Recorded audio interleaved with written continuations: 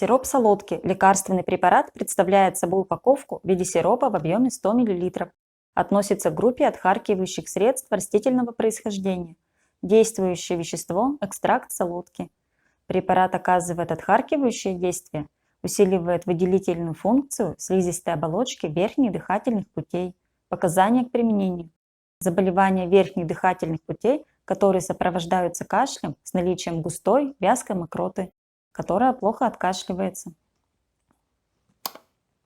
Сироп – густая жидкость коричневого цвета с характерным запахом. Способ применения и дозы. Принимают внутрь 3 раза в день, предварительно разводят в половине стакана воды.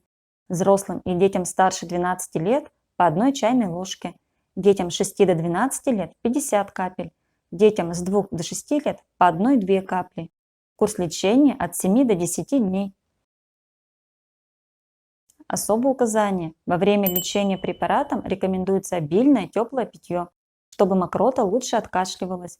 Соблюдать осторожность при управлении автотранспортом и механизмами. Отпускается без рецепта врача.